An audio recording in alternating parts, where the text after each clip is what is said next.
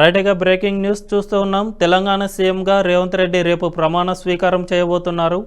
తెలంగాణ మంత్రివర్గ ఏర్పాటుపై అటు కాంగ్రెస్ అధిష్టానం చర్చ జరుపుతోంది.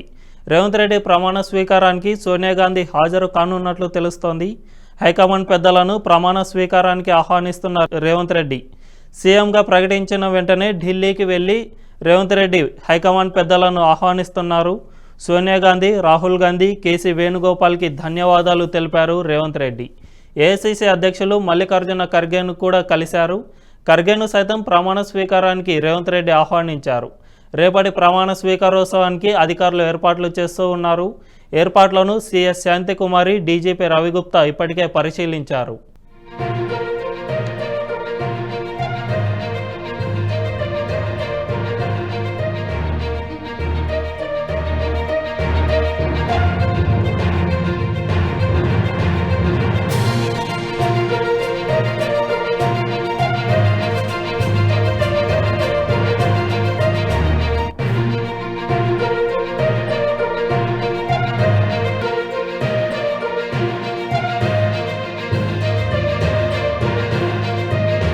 ఇక ఇదే అంశంపై మరింత సమాచారం మా ప్రతినిధి ఇన్పుట్ ఎడిటర్ శివప్రసాద్ అందిస్తారు.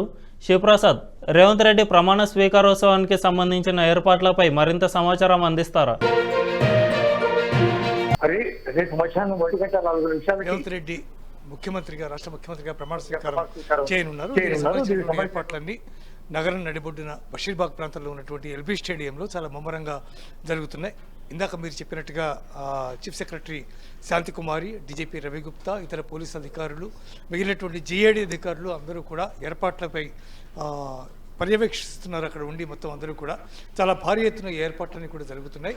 అదేవిధంగా దీనికి సంబంధించి చాలామంది ఆహుతులై ఉన్నారు. ఈరోజు ఉదయం ఢిల్లీలో రేవంత్ రెడ్డి స్వయంగా సోనియా గాంధీ, రాహుల్ గాంధీ, ప్రియాంక గాంధీ ముగ్గురిని కలిసి ఆ ముగ్గురిని కూడా ప్రమాణ స్వీకారోత్సవానికి హాజరు కావాల్సిందిగా ఆహ్వానించారు.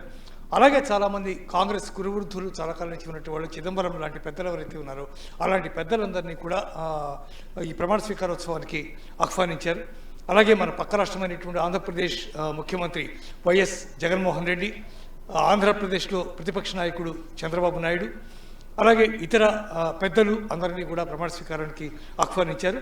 అలాగే కాంగ్రెస్ పాలిత రాష్ట్రాలు చాలా వరకు పోగొట్టుకున్నటువంటి కాంగ్రెస్ కేవలం 3 రాష్ట్రాలవే వాళ్ళకి మిగిలి ఉన్నటువంటి నేపథ్యంలో కర్ణాటక నుంచి సిద్ధరామయ్య హాజరు కానున్నారు. అయితే మిగిలిన ఒకే ఒక్క స్థానం నుంచి, తెలంగాణ నుంచి ఆయన ముఖ్యమంత్రిగా ప్రమాణ స్వీకారం చేస్తూ ఉన్నారు. మిగిలినటువంటి ఒకే ఒక్క స్థానం నుంచి ఎవరైనా వస్తారా లేదనే దాని మీద ఇక క్లారిటీ అయితే ప్రస్తుతానికి లేదు. చాలామంది కాంగ్రెస్ పెద్దలు, సీనియర్ మోస్ట్ ఎవరైతే ఉన్నారో వాళ్ళందరినీ కూడా దీనికి ఆహ్వానించారు. వాళ్ళందరూ కూడా రేపు మధ్యాహ్నం 10:30, 11, 12 ఆ ప్రాంతాల్లో అందరూ కూడా హైదరాబాద్కి చేరుకునే అవకాశం ఉంది.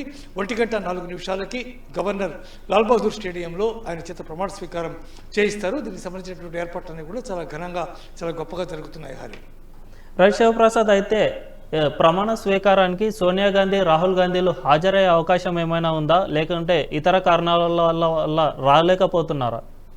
హాజరయ్యే అవకాశమే ఎక్కువ ఉంది. ఒకవేళ సోనియా గాంధీ కనుక హాజరు కాకపోతే ఆవిడకి సంబంధించినటువంటి ఆరోగ్య సమస్యలు కొన్ని ఉన్నాయి కాబట్టి ఒకవేళ ఆవిడ హాజరు కాకూడదు, అందరూ వెళ్ళలేను అనుకుంటే ఒకవేళ మానేయవచ్చు. కానీ రాహుల్, ప్రియాంక ఇద్దరు ఖచ్చితంగా హాజరయ్యే అవకాశం ఉంది.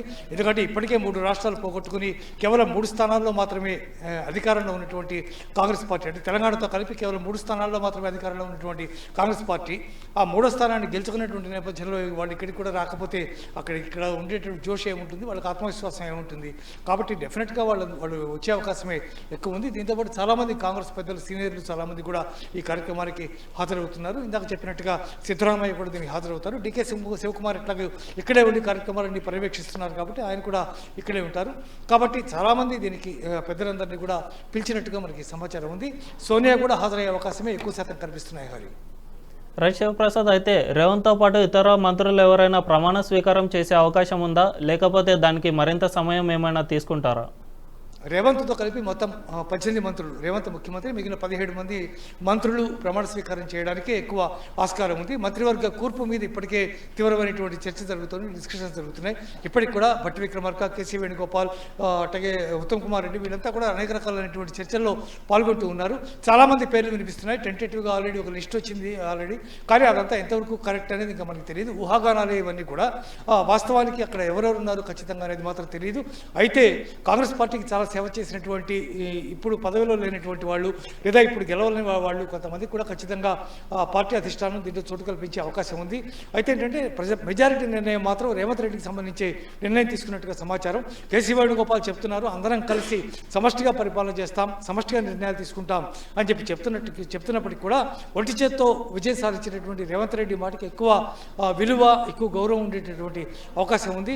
ఏదేమైనా మంత్రివర్గ కూర్పు మీద తుది నిర్ణయం ఇక రాలేదు కాబట్టి వచ్చే వరకు వేచి చూడవలసినటువంటి పరిస్థితి ఉంది. హరి శివప్రసాద్, అయితే రేవంత్ రెడ్డి మొదటగా ఉదయం 9 గంటలకు ప్రమాణ స్వీకారం చేస్తారని వార్తలు వచ్చాయి. ఆ తర్వాత ఆ సమయాన్ని మధ్యాహ్నం 1 గంటకు మార్చినట్లు తెలుస్తుంది. దీనికి కారణాలు ఏమైనా ఉన్నాయా?